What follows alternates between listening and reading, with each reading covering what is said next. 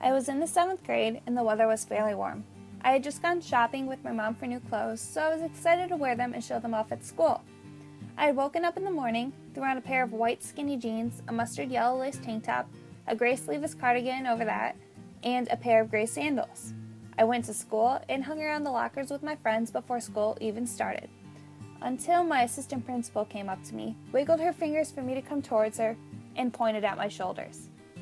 "I can see your tank top straps," she said, as she pointed at my shoulder. I glanced at my shoulder and looked at her with furrowed eyebrows. She recalled the student dress code and told me I was violating the school rules by having my tank top straps exposed on my bare shoulders. Of course, being a young middle schooler, I was terrified. I did not want to get in trouble or get made fun of for breaking school rules, so I abided by her request for me to call home for a change of clothes to be brought to me and scurried to the front office to call my parents at home. The problem with this is that all types of young women in today's society are taught that if they present themselves a certain way, whether it be in the way they dress, act, or speak, they are setting themselves up for either failure or sexual harm. Women are supposed to follow gender expectations of society that are learned and culturally imposed through social mechanisms such as socialization and structural constraints. A structural constraint is the established and customary rules, policies, and day-to-day practices that affects a person's life chances. They channel behavior and constrain our individual choices. When agents of socialization emphasize that a woman must act in a modest, respectable way while following societal rules, when a woman breaks that norm, we are punished. Society institutionalizes a gender dress code that unfairly targets girls over boys.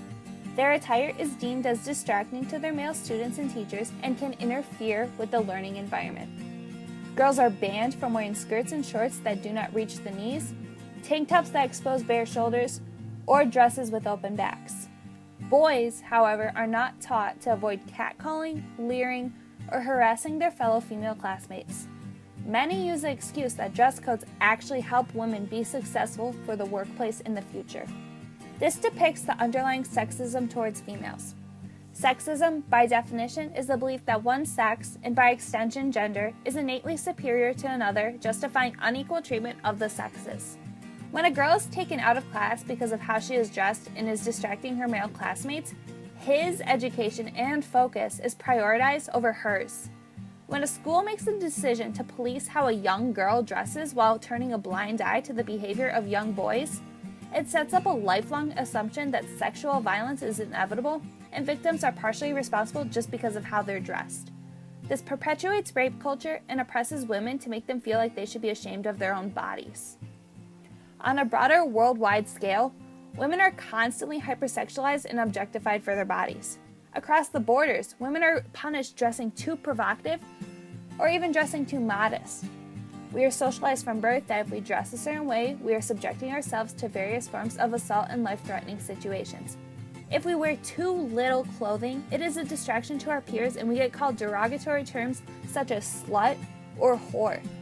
If we wear too much clothing, our femininity, or the physical, behavioral, and mental and emotional traits believed to be characteristics of females, is questioned.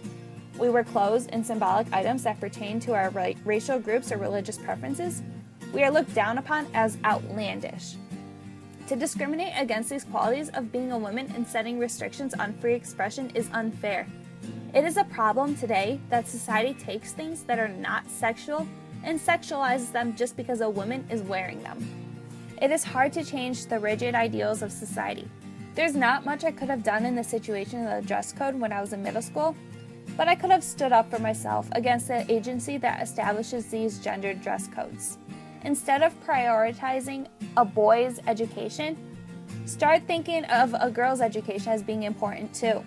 Don't send me out of class just because my shoulders are showing or I've ripped holes in my jeans.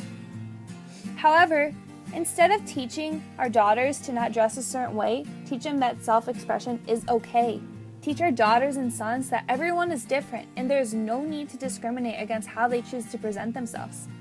And most importantly, teach our society as a whole that women should not be viewed as sexual objects that must follow strict guidelines in order to be accepted into society. If women are forced to follow these strict guidelines, then it is only fair that we start setting guidelines for men to follow too.